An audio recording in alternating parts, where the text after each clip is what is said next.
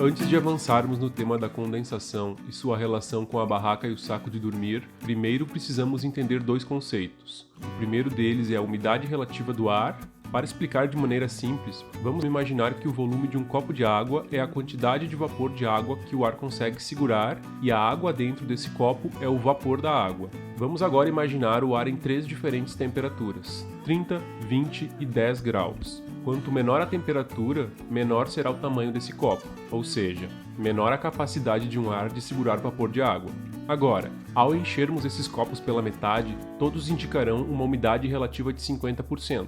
Apesar de todas as três situações terem volumes de água diferentes, todos indicam a mesma umidade relativa do ar. Agora imaginem um cenário em que o ar na temperatura de 30 graus está com umidade de 50%. Ao baixarmos a temperatura do ambiente em 10 graus, a mesma massa de vapor de água agora irá ser carregada por um copo menor. Nesse caso, temos um aumento da umidade relativa do ar. A temperatura na qual o copo estará cheio de água representa o segundo conceito que devemos entender, que é o ponto de condensação da água. Qualquer redução de temperatura a partir desse ponto acarretará em transbordamento do copo. Esse transbordamento é a transformação do vapor da água em água líquida, que a gente vê no montanhismo em cima dos nossos sacos de dormir ou paredes das nossas barracas. Para melhor entender e fixar esses dois conceitos, vamos olhar para a natureza. Aqui nos cânions do sul ocorre um fenômeno chamado de viração, que é uma névoa úmida que normalmente retira a visibilidade dos montanhistas. A origem dessa viração ocorre da seguinte forma: os cânions possuem em sua geomorfologia uma mudança abrupta de altitude no relevo em uma curta distância, onde a parte baixa possui altitudes próximas ao nível do mar e as partes altas atingem altitudes próximas a 1000 metros. Devido à diferença de altitude, as temperaturas da parte alta são menores, podendo ter até 8 graus de diferença. Ou seja, como é mais frio, o copo de água é menor na parte alta. Essa região mais baixa costuma receber ventos úmidos vindos do oceano em direção à parte baixa dessas paredes verticais. Esse ar úmido carrega grandes quantidades de vapor da água, ou seja, é um ar de elevada umidade relativa. Ao chegar nas paredes dos cânions, esse ar encontra uma barreira geográfica vertical de rocha de basalto e acaba subindo. Enquanto ocorre essa subida, esse ar úmido vai sendo submetido a uma redução gradual de temperatura. Ao chegar lá em cima, a quantidade de vapor da água nesse ar é a mesma, mas o copo diminuiu de tamanho. Conforme esse copo vai diminuindo de tamanho, o nível de água dentro dele vai aumentando até o ponto que a água irá transbordar. Isso significa o momento em que o ar não consegue mais segurar a água no formato de vapor e ocorre a condensação, que é a água líquida representada pelas gotículas da viração. Essas gotículas irão condensar sobre a primeira superfície fria que encontrarem. No caso dos cânions, são as florestas localizadas nessas bordas. Esse fenômeno deixa essas matas bastante úmidas devido à água que se condensa sobre as folhas das plantas, recebendo o nome de matas nebulares. Então, agora já sabemos o que a umidade relativa do ar e o ponto de condensação significam. Agora vamos entender como esses conceitos se relacionam com o interior da nossa barraca. A condensação que a gente vê dentro da nossa barraca tem duas diferentes origens. Uma fácil de evitar e lidar, e outra que é um pouco mais complicada, que precisaremos nos adaptar. A primeira é a condensação, que ocorre devido ao excesso de umidade dentro da barraca, ocasionada por equipamentos molhados, vapor de panela ou pouca ventilação.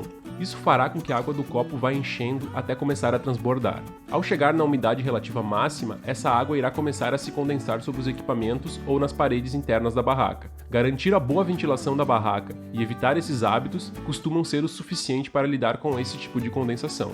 A segunda forma que a condensação ocorre é ocasionada pela redução da temperatura e será explorada com maiores detalhes nesse vídeo. Vamos imaginar um cenário em que estamos dentro do nosso saco de dormir e a temperatura externa está bastante fria. O corpo, na temperatura de 36 graus, transpira e aumenta a umidade do ar em seu entorno, que está quente. Ou seja, o ar nessa região quente tem um copo maior. Devido à respirabilidade do saco de dormir, aos poucos esse ar úmido irá se deslocar para a parte externa do saco. Quando a umidade se aproximar do tecido externo do saco, o copo vai diminuir drasticamente de tamanho devido à temperatura mais fria exterior. Se devido às condições do clima, essa redução do copo favorecer o transbordamento, ocorrerá a condensação. Essas gotículas então irão se acumular na primeira superfície encontrada, que normalmente é o tecido do seu saco de dormir. É por isso que mesmo dentro da barraca, às vezes o tecido do seu saco de dormir fica úmido em ambientes frios. A origem dessa umidade é o seu corpo. Também poderá ocorrer que essa umidade emitida pela transpiração do corpo não irá se condensar no tecido do saco de dormir, pois a temperatura dentro da barraca está acima do ponto de condensação. Dessa forma, essa umidade poderá se condensar nas paredes internas da barraca se a temperatura externa da barraca estiver abaixo do ponto de condensação, pois é comum as barracas terem microclimas que deixam o ar interno mais quente do que o ar do lado de fora da barraca, que deixará o tecido da barraca mais gelado que o tecido do saco de dormir. Então, dependendo das condições, a condensação só irá se depositar na parede interna da barraca. Agora, imaginem um cenário que está tão frio que o ar dentro da sua barraca já atingiu o ponto de condensação, deixando a umidade relativa do ar em 100%. Quando essa umidade do seu corpo chegar no tecido do saco de dormir, a condensação ocorrerá imediatamente nesse local. Se o preenchimento do seu saco de dormir for de plumas, você irá fornecer umidade para as plumas mais externas, que irão perder parte da sua capacidade de expansão. Quando amanhecer, ao guardar o seu saco dentro do saco de compressão, essa região externa mais úmida irá encontrar as plumas mais internas do seu saco de dormir, contribuindo para o espalhamento dessa umidade. Mas, e se você passar um período prolongado de tempo andando dentro de tempo ruim e clima úmido? Bom, nesse caso será inevitável que a umidade atinja sua pluma, e isso irá afetar o rendimento do seu saco conforme o tempo de exposição a esse ambiente aumentar. Hoje em dia se utilizam tratamentos hidrofóbicos para repelir a água nos tecidos e plumas, para melhor lidar com essas situações. Entretanto, ainda assim, a perda da eficiência irá ocorrer, mesmo que em menor intensidade. Se você irá para expedições longas em regiões de frio extremo, com temperaturas constantemente negativas e clima úmido, onde molhar o seu saco de dormir poderá acarretar em riscos de vida, mas ainda assim não quer abrir mão da pluma de ganso devido à sua vantagem de peso e volume, você tem algumas alternativas para lidar com esse problema da condensação. A primeira opção é usar um segundo saco de dormir sintético mais fino sobre o seu sistema. Ele deverá ser usado sobre o seu saco de pluma e irá melhor gerenciar a condensação gerada no seu sistema de dormir. Pela manhã você poderá retirar esse saco sintético e terá sua pluma seca na parte de baixo. Uma espessura adequada para esse saco externo sintético é de aproximadamente 6 mm. Dificilmente a umidade irá atingir regiões mais profundas do que isso.